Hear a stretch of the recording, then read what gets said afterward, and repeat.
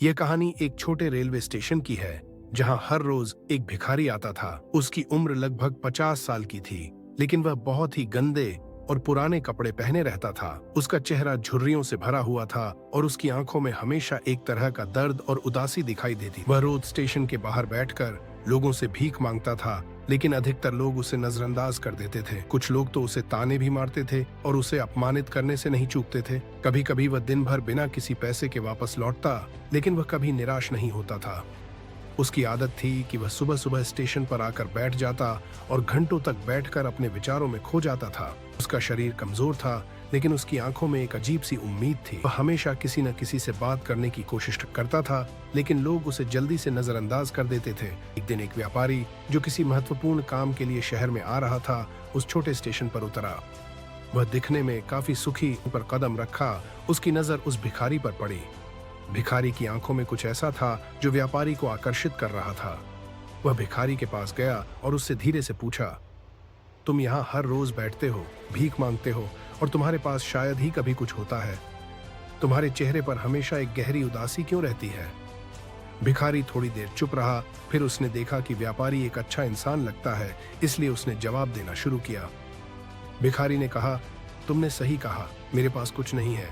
मैं यहाँ हर रोज बैठता हूँ, लेकिन मैं कभी उदास नहीं होता। लोग मुझे भिखारी समझते हैं, लेकिन मुझे तो ये भी समझ में आता है कि मेरी स्थिति मेरे हाथ में नहीं है। मुझे जो भी मिलता है मैं उसे भगवान का आशीर्वाद समझकर स्वीकार करता हूँ। व्यापारी थोड़ा हैरान हुआ और फिर उसने भिखारी से पूछा, तुम्हारे पास धन नहीं है, लेकिन क्या तुम्हारे पास कुछ और है? ऐसा क्या है जो तुम्हें खुश रखता है? भिखारी मुस्कुराया और कहा, तुम पूछ रहे हो कि क्या मेरे पास कुछ है? मैं तुम्हें बताता हूँ। मेरे पास शरीर है जो मुझे रोज अपने जीवन को जीने की शक्ति देता है। मेरे पास आंखें हैं जो मुझे दुनिया को देखने का मौका देती हैं।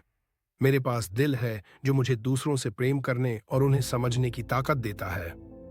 ये सभी चीजें मेरे लिए अनमोल हैं। मुझे कमी नहीं बल्कि संतुष्टि की कमी है। व्यापारी ने फिर पूछा, तो क्या तुम कभी दुखी नहीं होते? भिखारी थोड़ी देर चुप रहा, फिर उसने कहा, हर किसी का जीवन कठिनाइयों से भरा होता है। मुझे भी बहुत बार कठिनाइयों का सामना करना पड़ा है, लेकिन मैं कभी भी अपने दुखों को अपने जीवन का हिस्सा नहीं बनने देता। हर सुबह मैं सूरज की किरणों में नया उत्साह और ऊर्जा महसूस करता हूँ। मुझे यह समझ में आ गया है कि जीवन में खुश रहने के लिए बहुत जरूरी है संतुष्ट रहना और जो भी मिल रहा है उसका आभार व्यक्त करना। व्यापारी को अब समझ में आ गया कि भिखारी का असली खजाना उसके भीतर था। उसकी सोच और दृष्टिकोण ने उसे दूसरों से अलग बना दिया था। उस दिन व्यापारी ने भिखारी से बहुत कुछ सीखा। उसे समझ में आया कि जो बाहरी चीजें हमें नहीं मिलती, उनका दुख हमारे भीतर पैदा होता है, लेकिन अगर हम अंदर से खुश रहें और आभारी रहें तो हमें किसी चीज की कमी महसूस नहीं होती। व्यापारी ने भिखारी से कहा, तुमने मुझे कुछ ऐसी बातें सिखाई हैं जो शायद मुझे अपनी पूरी जिंदगी में नहीं मिल पाती।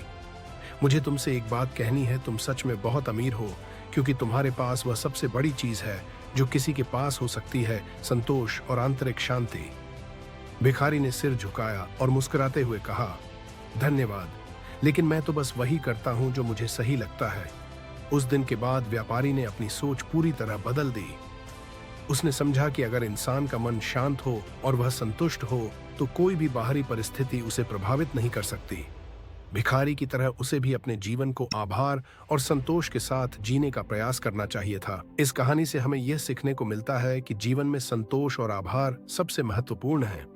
हमें अपनी परिस्थितियों को समझकर जो भी हमारे पास है उसी में खुश रहना चाहिए। बाहरी चीजों का पीछा करने के बजाय अगर हम अपने भीतर की शांति और संतुष्टि को खोज लें तो जीवन का हर पल आनंदित और खुशहाल बन सकता है।